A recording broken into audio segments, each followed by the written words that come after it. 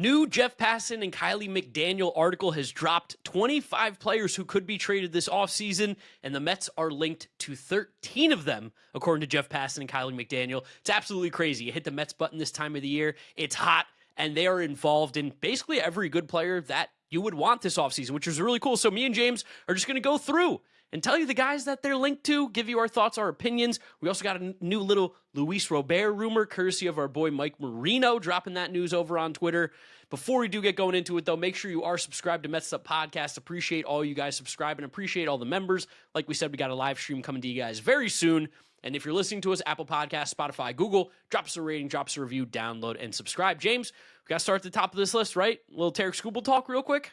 I mean, have to. It seems like the Tarek Skubal stuff has cooled over the last few months, but the fact that he's listed first, one, of course, clicks, but two, it doesn't seem like the door is closed, but it does seem like you got to blow them out of the water. Right now, 10% chance of getting traded, according to Kiley McDaniel and Jeff Passan. And I think that's fair. It doesn't seem like the Tigers are in a rush to move Tarek Skubal. If you blow them away, they'll take him. And Team Fitz, number one team that he put there is the New York Mets. I think it's obvious as the Mets. We started this offseason being like, this is clearly the guy because the Mets have one of the best and deepest farm systems in baseball, and they have a tremendous need for frontline starting pitcher. Like right there, boom. That's all you got. And the Mets have the appetite to actually give Skubal the type of money in front of his face that might have him not actually test free agency. The one thing that I think has changed from when we talked about Skubal at the beginning of the offseason until now, it does seem like the Mets are going to have to give up a lot more than you probably would have thought when you first got that rumor back in like early November. Yeah, for sure. But I still think there's no way that Benj or McLean even comes close to being on the table. I think it would be Tong, Jet Williams, and maybe another prospect. And I think that I wonder about the Tigers getting through this whole getting to the halfway point of the season and actually not doing that. Like I question if this name keeps coming up if the Tigers actually hold him. Yeah, we'll just have to wait and see. But right now, that was the first guy. Second guy, someone that we've also talked about a lot, someone I'd love on this team. Despite trading for a second baseman already, Ketel Marte linked to the Mets. 40% chance of being traded. The other teams there make sense, but the Mets and the Phillies and the Giants are really the only big market teams. All these other ones, I truly would be surprised if they were able to take Ketel Marte's contract.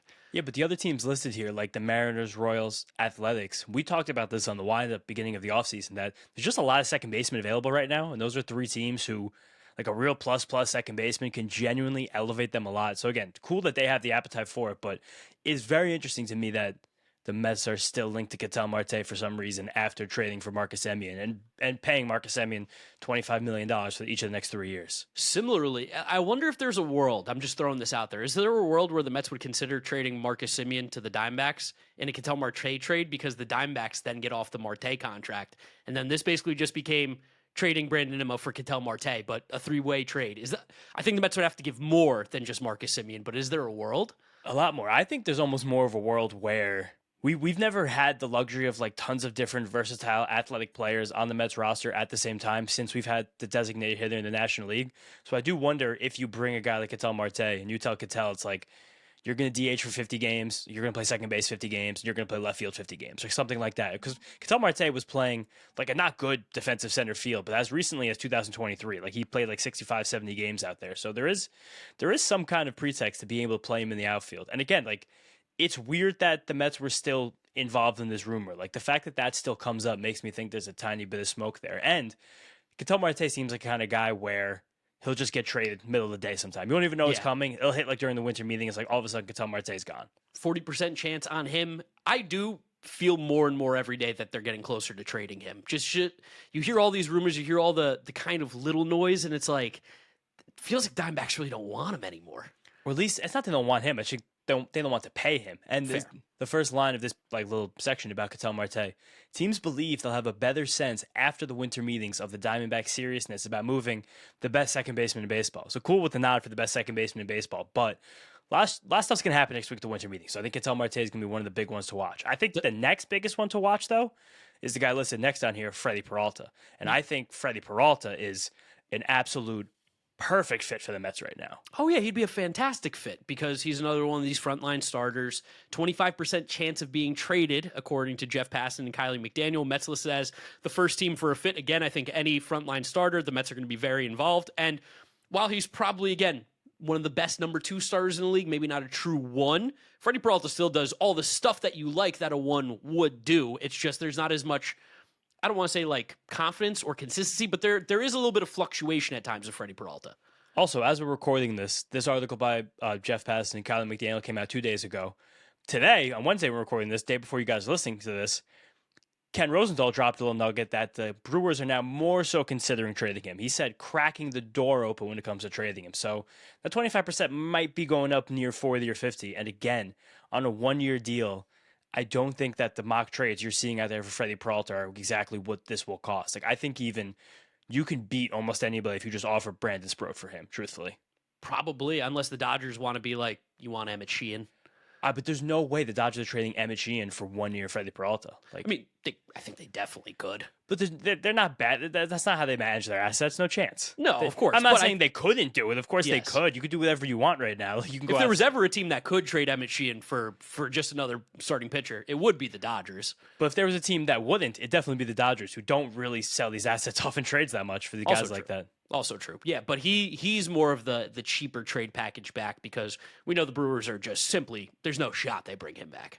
I mean, they might bring him back, but they just might bring him back for one more rodeo with the guys, and you could just give him the qualifying offer next year. But it gets that's bad. what I mean. Like, Yeah, when yeah. he hits free agency type thing. Oh, yeah, he's gone 100%. He will not sign a long-term extension with the Brewers, sadly. That's bad for baseball. I will say, it does feel like these winter meetings are going to be crazy. Like, old school winter meetings when I remember being like a kid, and that was like the big day. It's like, this is when trades are going to happen. This is when news breaks. Johan Santana, you got A-Rod talks back then. Like, feels like these winter meetings got a little more buzz than the previous years. And just, we did have like a little bit of a free agency flurry over the last week, but this felt like a big trade offseason as we were getting into it. It still kind of feels that way to me. And I do think what you're saying is true, that we're going to see at least one big name guy fly around next week. Could Hunter Green be one of those names? Right now, he still says a 10% chance of being traded. We know his contract is insanely cheap. It's one of the best contracts in baseball.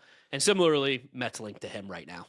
Yeah, and again, it's ridiculous for the Reds to trade Hunter Green when they got 4 more years of the $14 million a year Hunter Green against their luxury tax. But like, again, if you want to back up the Brinks truck and get Hunter Green, like that makes sense. Like if you told me that the Tarek Skubal package and the Hunter Green package were exactly the same, and there's a 0.00% chance you get the Tarek Skubal extension, like there's a conversation about sending that same package to the Reds for Green instead. Yeah, he would get a mega package, I think, because he's got that control already. He's so cheap. It's just you don't get the Cy Young shine that you have with Tarek Skubal, where Tarek Skubal is the best pitcher in baseball right now and probably will be the best pitcher in baseball next year. Where Hunter Green, you see the ceiling. It's just we need a little more out of him. And with Hunter Green, you don't have the same workload reliability. Like, you just know that you're not going to probably get the full slate. Like, he's only thrown 150 innings once, and he's only thrown more than 125 innings that same time through 150 once. So you don't know how much Hunter Green you're going to get, but you know when you do get Hunter Green, you're getting one of the best pitchers in the league. Definitely. Next up, number 5, Byron Buxton, 35% chance of being traded. And, of course, makes a lot of sense with the Mets because we need a center fielder.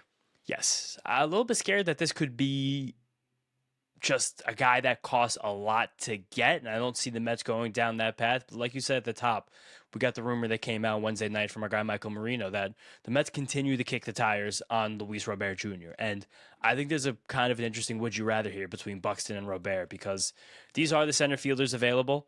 Like, especially Robert, it's a flawed player, but it's hard to find like actually athletic plus defensive center fielders available with upside at the plate. And it's kind of a funny even right now, just thinking about how much more Buxton will cost in the trade package. Who would you rather have next year with the package considered? With the package considered, it's really tough. I get very nervous about Byron Buxton. This is the first time he's played more than 100 games. Like, he played 102 in 24, but first time he had really played more than 100 games since 2017. He's going to be 32 next year. The defense is still solid in center field, but it's not the levels that it once was. 3 OAA last year, as opposed to when we saw him be like 8, 9, 10 OAA in the past, a truly elite guy out there. You're getting 35 homers, you're getting stolen bases, you're getting an OPS close to 900. I don't have any doubt in the bat. I get worried about the injury risk. That's what scares me about giving up so much for a guy like Byron Buxton, who's been hurt almost his entire life. It seems like whatever they do in Minnesota, the great athletes get hurt day in, day out there. Luis Robert, though, his floor is useless. Like, his floor is you are a useless player, and we hope that you can be Tyrone Taylor in center field defensively. where the ceiling, though, can be like a Byron Buxton type player. And that's why I still always go back to Robert. Is like, that's my guy. I want to take a shot without giving up the assets that we'd have to, because we saw Marino mention, like, Luis Angel Acuna is the name they keep circling back to. If that was for some reason the 1-for-1 like swap, No. I figured the trade would have been made already. Yeah, I think Marino actually expanded on that. Said it's going to be more than Luis Angel Acuna Jr., Luis Angel Acuna. And also, we know that the White Sox kicked the tires again on Mark Vientos at the trade deadline. I do think that the 3-year gap with Buxton and Robert is significant too, even though Buxton's still like the fastest guy in the league. Yes. It's a hard thing to judge when someone's still this athletic, but on the wrong side of 30 with all of the major injuries he's had. Also, recently, the Buxton injuries haven't been as terrifying. Like, I know it's been more of like a broken hand. Of course, he's had hammy stuff, but it's like where Robert, he still finds a way to get a soft tissue injury every single year. It's kind of like similar durability concerns, but Buxton's a little more famous for them. It's just, I do think that similar how we kind of said all offseason, the Devin Williams thing to the Mets felt so obvious the whole way. The Mets and Luis Robert seem in that same ilk to me, where you're relatively buying low on a guy that 2 years ago was a 5-win player. Yes. That like 2 years ago was 850 OPS, plus defense center field. Like, the guy still hits the ball hard. He just had the career best walk rate. The strikeout rate's manageable. Bat speed's elite. Like, this feels like too much of a match made in heaven to make me think the Mets are going to leave this offseason without Luis Robert. The only thing that I can see, well, I mean, Byron Buxton is a better player. We know that. I think we're both saying that Byron Buxton's better right now, helps the Mets win right now more than Luis Robert, just in the numbers game. Like, it's still very risky to bring in a guy like Robert. I think the Mets probably also see that Buxton will then move to the corner once he starts to slow down center field, and maybe by then Benj is a legit center fielder, or Nick Morabito's up playing center. Whatever the options are going to be, I think that the Mets could also see that as a possibility too, which is maybe why they're leaning more towards Buxton, is that we'll probably get one more truly elite defensive center field season out of him. He'll still be plus. Then you can move him to a corner and he'll be one of the best defensive left fielders in baseball. That's probably more about Ewing than those other guys. I think if the Mets are going to play Benj in center field, it's going to happen ASAP. Every single day that Carson Benj ages, he gets further and further away from being an elite center fielder. Just losing a teeny. Really? No, He's no, like no. 23. I'm being facetious, but like just losing any type of teeny tiny bit of speed when you're already not an elite center fielder, that hurts. And I keep going back to that end of season press conference from David Stearns, where it was run prevention, run prevention, run prevention. All we've heard since then, run prevention, run prevention, run prevention. If the Mets go into next season with like a heavy hitting left fielder and Carson Benj in center field, arguably their outfield run prevention got worse. Probably. So that tells me that the objective will be a big time center fielder, or Benj probably doesn't break camp if Tyrone Taylor is a starting center fielder, and we get a much more trustworthy bat with Benj being able to wedge his way in midseason. Yeah, it's going to be interesting to see what the Mets do, because it's two outfield spots, even though it's one, but it's two. It's two, but like one has to be an elite defensive player, kind of. Yes. All right, let's talk about Byron Buxton's teammate now, Joe Ryan, someone we've talked about a ton. Chance of getting traded, 50%. This is one of the higher ones that we've seen so far in this article. Of course, the Mets are linked. I ultimately think he does end up to the Red Sox. The Red Sox have been all over this guy. They almost traded for him last deadline. I think that's where he ends up. I'll say this. I go back and forth on Joe Ryan because I'll be honest, I don't know how much better he's going to be than Nolan McLean next season. Right, but I'd still like to stack more good pitchers at the top of the rotation. He's going to cost a lot probably too. I think he will cost a lot, but I think the sweet spot for the Mets is two players down from this, another Minnesota Twin. For some reason, not for some reason, but I think these two guys are linked. Also has a 50% chance of being traded. It's Pablo Lopez. Yeah. I think Pablo Lopez is the guy that profiles. I've flipped back on this like 4 times this offseason as well. He suddenly, to me, profiles as the guy the Mets might be more likely to get. More track record, pitches deeper into games than Joe Ryan. I think that workload is very important to the Mets this offseason. It was important last offseason. They totally fucked that one up. But like you just, Joe Ryan is still the per inning stuff is great, but there's a bit of a paper tiger thing with Joe Ryan. And Justin Willard mentioned this on a random Red Sox prospect podcast like 4 years ago about the fact that the trustworthiness of Joe Ryan to pitch around the lineup for the third time. Like, I still think that there is ample fear that Joe Ryan can give you 7 strong in like a playoff game. Yes. And for those reasons, I do. I like Pablo Lopez more as a pitcher. Like, okay, yeah. Joe Ryan might be better at this exact moment. Again, Pablo Lopez coming off the injury stuff. Lots of injury stuff. Every time we saw Pablo Lopez pitch for the Marlins, and then when we saw that trade with the Twins, we're like, what the fuck? That was the package? Like, he's so good. No, Pablo is great. He's consistently not respected. Last year he had the Terrace Major, which remember is the same thing that Justin Verlander had that first month when he was the Mets, which is still one of the greatest fever dreams of all time. But I think that, again, fantasy baseball, I like Joe Ryan more. I think Joe Ryan's going to get more strikeouts. Joe Ryan probably has like crispier ratios at the end of the year. But I trust Pablo Lopez more so to like take the ball again in the sixth inning when you have 4, 5, 6 coming up for the third time, something like that. I think he has just a little bit more of that grizzled vet on him that is I like with getting a pitching acquisition. Moving on, Jarren Duran, Boston Red Sox, linked to the Mets, 50% chance of being traded. This one to me feels less likely than I think people are making it online. Like I think people are like Jarren Duran, great fit, great fit, great fit. You've mentioned it before, probably not a center fielder anymore. If he goes to the corner, is he really that good there? I think he probably gets better getting away from Fenway Park, but I don't see the fit with the Mets for this one, truthfully. I see the fit, but I don't see the motivation might be the word. Or maybe that's a better word, yeah. And again, similarly to what we just did with Ryan and Pablo Lopez, a few down from Jarren Duran is his teammate, Wilyer Abreu. And I'd much rather have him. And I think that's funny. I don't know how much time you spend on Red Sox Twitter, but that's like the very hipster take on Red Sox Twitter. They'd rather keep Wilyer Abreu than Jarren Duran, where then like all the macho baseball guys, like, what are you talking about? This guy Jarren Duran could play. The Southies. Yeah, like that's the battle that goes on there. Like every little section of baseball Twitter has their own like internal struggle. But Abreu is as good of a corner outfielder as exists in baseball right now. He has a howitzer for an arm. He makes great swing decisions. The power is really, really good. But I think he costs a lot. Like I think the Red Sox are trying to dangle these guys for their pitcher, truthfully. Yes. I don't think the Mets can provide them with that, sadly. But like maybe there's a 3-team angle that can be worked. But these two guys make a lot of sense for me. But I do wonder with Abreu's arm, again, we're really in fantasy world. Like do you suddenly shift Soto to left field if you get Wilyer Abreu? Maybe. I don't know. I think you could just have two cannons of an arm in both corners, and I think you just give it to Soto because it's his team. Like, I don't think there's a disadvantage to having Wilyer Abreu in left field. Yeah, true. And I guess he was just playing more right than left with the Red Sox. It's not the big arm isn't really worth it when you have the Green Monster out there. Like, he kind of loses a lot of that might. And Jarren Duran still has a good arm, so nothing against Jarren Duran there. But it's just these guys make sense to me, but it doesn't seem like that's what the Red Sox want at this moment. No. But we'll wait and see. They're going to move one of them, though, 100%. Yeah, I think so, too. And funny enough, the next guy on this list is not linked to the Mets. I don't know why, because Mackenzie Gore. I think Mackenzie Gore is, oddly enough, kind of exactly the kind of pitcher the Mets are looking for right now. Only reason I could see that is maybe the Nationals as an organization are like, we're not trading this guy in division. Like, there's no way we're going to face this guy four or five times a year for the next 5 seasons and be like, oh, shit, there, he did it again. I do think something that's funny about that, though, is that the Nationals are going like young, cutting edge, all that stuff. A lot of times these like new hyphen-angled like youngster data analytics GMs I don't think they'd care as much about something like that. But also at the same time, relatively to the old school. If you are going that way, you don't trade Mackenzie Gore. Yeah, sure. I mean, but it seems like they're going to. I told you this at the trade deadline. You called me a fool for even suggesting it.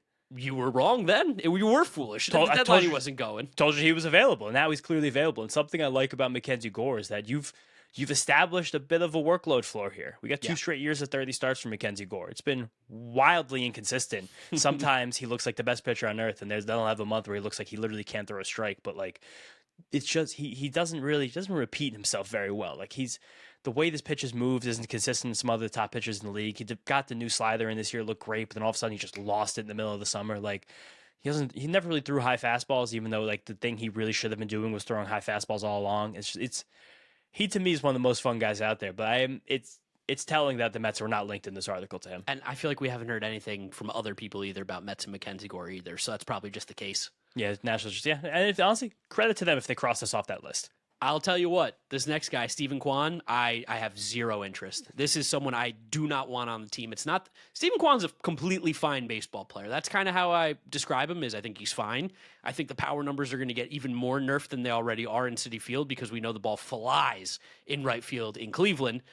He's a contact first guy with a good glove in left field. And I don't think that giving up what the Mets would have to is even close to worth it for him. No, for sure not. Especially, I mean, unless you have like on strong indication what you have internally is that he could be a plus defensive center fielder. I don't think he can. If you know that, it changes things. Like he was bad in left last year. Yeah, but I still think one OAA blip shouldn't also turn you off. And also, I think he was actually quite good in left last year. He was +5 OAA. He was plus. So where did he get the negative? Wasn't he negative at one point? I don't know. Last year he was neutral and center, but he only played out there for a few innings, and that was kind of it. All right, maybe from the last time I spoke about Stephen Kwan defensively, he's gotten better. I swear to God that I saw something where he was like not good defensively last year. No, he was definitely good defensively. No, he was good. That's Hand what he is. up. He's a great defensive player, but I question what you get offensively from a guy like Stephen Kwan. Like especially even last year, where just the wind blows the wrong way, the tide pushes the wrong way for like Mr. No Power, and suddenly you get a 270 batting average with 11 homers. Like, and now you just gave a bunch of assets for a great defensive left fielder. That to me is just that's not a play. He would have hit 8 home runs last year at Citi Field if he played all his games there. Like I don't care. It's just not, especially the fact the Mets still do have some work to do with this lineup. Like you can't make Stephen Kwan a priority at this moment. No, absolutely not. Because where's he hitting this lineup? Like if on a full team, where you like Stephen Kwan hit 7th, Yeah, 6th. I don't know. Maybe and like then you trade all these players for a guy who hit 6th. Like hell no. Yeah, hopefully not. So I don't think that this is serious. I'm going to ignore that one. Next up for the Mets that they are linked to, that was Willie Abreu. Ooh, Chris Bubich. Chris Bubich is a fun one. This one makes sense, but it seems like this probably would have happened if it was possible. Chris Bubich seems like the arm is great. Not great right now. The way last season ended after coming back to the rotation, stuff looks amazing. Chris Bubich is awesome. Simply as a pitcher, I think Chris Bubich can actually be a 2. Like I'm that in on Chris Bubich, but it's just how many innings can we expect from Chris Bubich at this juncture? And I don't know if the Mets are willing to take on that risk because, I mean, in the beginning of this, a little blurb about him, any deal for Bubich is a bet on his health. And though Kansas City might have to tap into its rotation to get an outfield bat, he is perhaps the best combination of performance and affordability, questions notwithstanding. Like he's very risky. Maybe like if you move Jeff McNeil for Chris Bubich because they need a second baseman, but they're the re-signed India, so I don't feel like that doesn't happen anymore. Jonathan India sucks. I think that's just you play the bench. No, but I'm just saying, like, I don't know. Didn't he get like $8 million? Like, I don't think the Royals pay a guy $8 million to ride the bench. The Royals they run things tight. They should pay him $8 million to ride the bench because he stinks. I'm sure that those few days before the non-tender deadline, they went around the league looking for their second baseman. And when they couldn't get one, they were like, all right, let's just re-sign Jonathan India and run this back. Just bring back Jonathan India. Because imagine a Jonathan India, Jeff McNeil platoon that's costing you over $20 million, and you're getting average offense and average defense. 2019? That sounds brutal. That sounds terrible for a team like that. Sounds electric. I think you're just a hater, man. That's all this is. That's all it is. This guy, I think you'll probably have more interest than me in this next guy, number 19 on the list. Mitch Keller is someone I do not want. I can't see Mitch Keller pitch for the Mets. We'd be doing the Pirates a favor. I think so too, but I think that there's a weird, like, lunatic fringe of Pirates fans who think that Mitch Keller is going to get them like a king's ransom in a trade. And he better not. He'd get nothing. No, but what Mitch Keller gives you is just, again, volume floor. Like, Mitch Keller's going to go out there and throw. You know what the Mets needed last year? The Mets make the playoffs if Mitch Keller's on their team last year. They make it by 5 games. Yeah, Mets make the playoffs if, who else? If Paul Blackburn doesn't pitch. If Jose Quintana shows up. But I think that, like, with Mitch Keller, you could probably still convince yourself in the ceiling just because of the depth of the repertoire and the velocity. But I think he's proven that none of these off-speed pitches, as they're currently constructed, should be considered plus. But again, like, the Mets need workload guys. He's a big walk guy too, isn't he? Like, he has command. He throws everything though. Like, Mitch Keller go out there, you can see 7 different pitches. Like, he's become this kitchen sink guy, which is funny. But again, from a volume play, like, I could see this making sense for the Mets if the musical chairs of aces doesn't ever actually happen. The Mets don't get anybody. And weirdly enough, Does he start in a playoff series? Game 4, maybe. Yeah, that's my thing too. I mean, yeah, exactly. I wouldn't trade true assets for him. Like, even if they ask for Sproat, I'd be like, probably just not interested in this. Too much like, Sproat. I'd give him Acuna. I think Sproat could be Mitch Keller in a few years. But interesting that Jeff Passan went through and Kiley McDaniel went through this article, and there were 2 first basemen mentioned, Yandy Diaz and Wilson Contreras, and neither were linked to the Mets per them. You know why? Why? Pete Alonso's coming back. It does. I almost like feel bad for Pete that he's gone to a free agency again, and nobody like he's like who want me? No one. Yeah. But that's kind of where my hug at. Yeah, where my hug at? I don't know. It seems like it's really just the Mets and the Red Sox if he wants to go to a team that's actually motivated to win. And it seems like the Red Sox are very much prioritizing Alex Bregman and will not sign both. So it seems like we're going to drag our way through this whole thing again, and we're going to get to mid or end of January, and it's going to be like, hey, Pete, you want 3 years again like we offered you last year? Unless he wants to go play again for the Angels. Like, yeah. I'm sure they'll give him the money he's looking for, but I think, what was the report that he has offers on the table, but he's waiting for a team to really step up to the plate? It's like, oh, you got nowhere even close to the offers you thought you would, which We knew this. This was so obvious. But it's happened now where across baseball, to me, I think Pete Alonso has become one of the most underrated free agents in the league. Yeah, because we're weighing the defense way too much with him.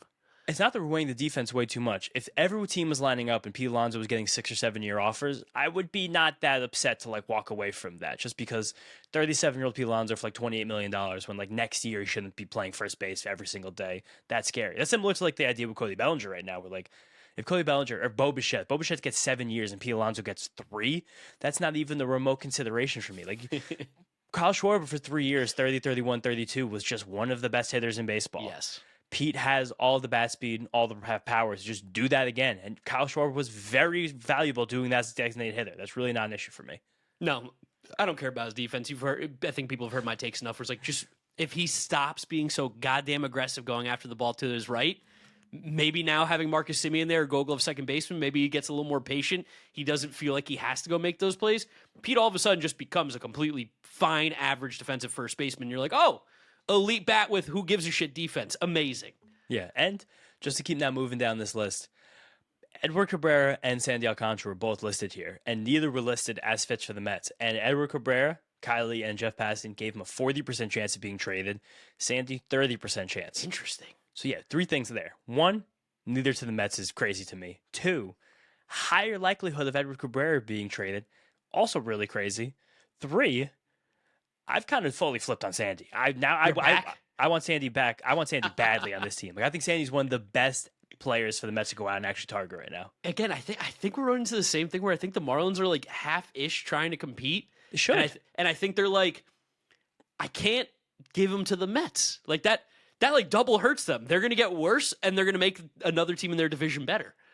But again, similarly, if you're getting the best offer from someone, if you're trading these guys, I think the Mets probably aren't going to be the best offer for these guys either.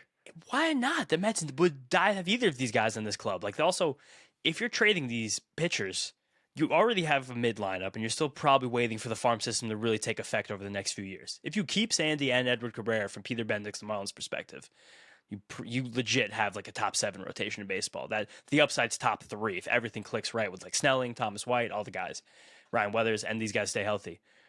If you trade them, that's an admission that we're not actually trying to win again. So Correct. Why not just trade them to the Mets then? It's like it's the double negative, I think. I don't know. I guess maybe, but that seems like that's something seems like they would more. I think they would consider doing it. Truthfully. I wonder if also, again, it feels like they know more than us. So for them to not put their names in here feels like pretty significant. Maybe from the past conversations the Mets had with them, they were like, we want Carson Bench. And the Mets are like, well, you're never going to get him. Yeah, you just have to pay the division tax. That part does make tons of sense. Any other guys that the Mets were linked to? I don't think there was any other players. Now it's more so the Mets names that are linked to being traded. Jeff McNeil got on here at number 25, and he has one of the highest predicted chances of getting traded at 80%. And the team fits are Pirates, Giants, and Royals. I think I'm doing one more quick scroll. I think he has the highest actually at 80%. Brendan Donovan was 75. Makes sense. It makes sense. Like, we've talked about it from a fit perspective before we got the Lindor stuff, that McNeil was probably gone anyway. Like, we liked Jeff. He served his purpose, but he's going to be 34 years old. Now they have a second baseman who plays good defense. The utility man for the price that you pay, the Mets can probably go make their team better elsewhere by moving McNeil. And it seems like that's the scenario. Shout out, Wexler. Wex Rules. Daniel Wexler. Yeah, Daniel Wexler on Twitter. He's been hyping up Mets should trade McNeil for Justin Lawrence and Evan Sisk. And I'm like, anything that's got my boy Justin Lawrence, bring him to Queens, please. I think also we're in a spot where it's obvious now. We talked to you guys about it earlier this week. Just the Mets want to change the vibe inside of this clubhouse. Very much so. And ways to do that are getting rid of guys who've been there for a long time and clubhouses that haven't won. And like I still like Jeff McNeil. I think we're now similarly beginning to underrate Jeff McNeil as a baseball player. Like I think that if Jeff McNeil goes and plays second base for another team next year and we have Marcus Semien for the whole year, like there's a world where Jeff McNeil's a more valuable player. Oh, 100%. Like Jeff actually played fine defense. He was a like 3 or 4 OAA guy at second base in the smaller sample that he played there. And he was a little better than league average at the plate. Like that's the player he is now. He's not the 130, 140 WRC plus guy, but that, and then also while being able to play the outfield, like that is very valuable to teams. Old Dodgers teams, they would have been like, Jeff McNeil, like give me more of that. He could change the trajectory of the Pirates franchise next year. The Royals too. The Giants would love him there. Like there's places that, again, Jeff McNeil can Mariners. Yeah. Oh, this place Jeff McDaniel can be a very valuable baseball player. It's just it might not be here anymore. And the thoracic outlet thing makes it strange. It's interesting that it hasn't been talked about much. Teams must not be super concerned about that from a hitter's perspective, and I guess a defensive player's perspective if he plays second. But I don't know if you could put him in left with that arm anymore because it wasn't really great to begin with, and with that level of injury, that might be risky. It definitely hurts his value a bit. That's all I'm saying there. I do wonder what like thoracic outlet does to someone who doesn't throw hard. Like normally you're like, I'm worried about a guy who's going from 95 to like 90. It's like if you throw 75, times. Yeah, you throw 75, you probably just still throw 75. Like I guess, yeah. And then two other players that were listed here as Mets trade candidates. I think these are also very obvious, including Jeff McNeil, but it's Kodai Senga and Mark Vientos. Out of those three guys, how many do you think are Mets on opening day? One. Which? Or you just said one, like a general one? Just a general one. I don't know who it's going to be, but I think one of these is on the Mets. I think the most likely, which is my least favorite, is going to be Mark Vientos because I don't know what you can move him for right now. I think there's still a glimmer of hope that, and we've had conversations about this before, that Vientos can be a lefty masher off the bench. Yeah, I think that's kind of the best case scenario for him right now. And he really is being traded at zero value. Like he has nothing going for him. He has no options. He has nothing. And we've gone through the last few years where the Mets have just had one of the most poorly constructed benches in the league. I think going on like 5 full years now. So so many things open up without a guy like him on the roster, but you just need guys who can do a lot of things. Like, because you have 3 bench spots, one's the backup catcher. We want to leave opportunities next year for Jet Williams and Carson Bench to make their way into this team. Tyrone Taylor is going to most likely be one of those outfield options too as well on the bench. Or if he's not, that's a platoon in center field. And then if you want to re-sign Pete Alonso, which I think is slightly better than 50% chance at this point, but you don't want him to play first base every day. Ernest Dove had this take on Twitter the other day. Who's the other first baseman now? Yes. Who's good enough at first base defense, who's not clogging up a roster in any way, shape, or form, to where you now can DH Pete Alonso and like this guy can go to the bench sometimes. Like the more you try to construct a good bench for the Mets, the tighter the squeeze gets when you want to platoon first base, have to figure out center field, and you have a backup catcher on there. It makes it very convoluted. That's why Cody Bellinger's the fit. That's I guess the guy. It sadly is. But if he gets a 6-year deal, I'm not going to be thrilled about it. And also, just getting you guys ready for this trade right now. Mark dropped this to me the other day. The Kodai Senga for Jake Myers 1-for-1 is gonna hurt like hell. Oh, that's a guarantee. That's if we can't get Luis Robert, we can't get Byron Buxton on like normal deals. I wish I could make a bet somewhere that Kodai Senga for Jake Myers. It's got to be. As soon as I saw he was available for starting pitching, I sent you the tweet. I was like, that's the trade. That's it. I know, which is kind of sad, but how much sense it makes just again makes tons of sense. Because Jake Myers is a disgusting defensive center fielder. Disgusting. Similarly, Alec Thomas was listed on this piece. He can play defensive center field, but he can't really hit that much hit at all. If you can't hit in Arizona, you can't hit at Citi Field. Your boy Garrett Mitchell, he's still kicking around over there. I still see something that could happen there, I think center field is going to be the next box that's checked by the Mets. Yeah, feels like it. It kind of has to be, right? Yeah, because you want to wait on Pete, and I think the Edwin thing is going to drag out as well, especially with the qualifying offer. Jason Dominguez is available, so you know. I mean, that talk about not a center fielder. Maybe he's someone who could play first base. I mean, he looks like Lucas Duda out there when Lucas Duda was playing left field. That was rough. I don't know how it's going to work out. Also, tell the people about your Devin Williams take that you dropped me the other night right after we finished recording. Okay, so my take about Devin Williams, this is Galaxy Brain, 1,000 IQ, is that the Mets overpaid for Devin Williams because it's going to bump up Edwin Diaz's value. And because he has the qualifying offer attached to him, teams aren't going to want to pay that extra value. So it actually just puts Edwin Diaz right back into the Mets' hands is like, Devin Williams got $50 million. Oh, Edwin Diaz needs 120. We're not paying him that. And then because he has the qualifying offer, it's like, well, just come on back to the Mets for like 4 for $90 and call it a day. You told me that the other night, and I was already kind of after. I was like, dude, that's a great idea. I know, right? What the point you made there. But Galaxy Brain. It feels like, because Emilio Pagan signed this deal on Wednesday as well. So now that who did you sign with? Back to the Reds, 2 for 20 with an opt-out. Great deal. Okay. Great deal for them. Yeah. Oh, great deal all around. Another square deal. Lots of square deals this offseason. I really appreciate that. But the way that also the David Stearns talked about Devin Williams, did you hear the exact words he used? It was he said he's a dynamic pitcher, right? Dynamic pitcher that we love. We can't wait to use in high leverage situations. He didn't mention closer. He didn't mention ninth inning. I want to find the exact quote. Devin's dynamic pitcher who will help bolster the back of the bullpen. He's an experienced arm with a proven track record, pitching in high leverage situations. We are excited to welcome Devin's family, the Queens.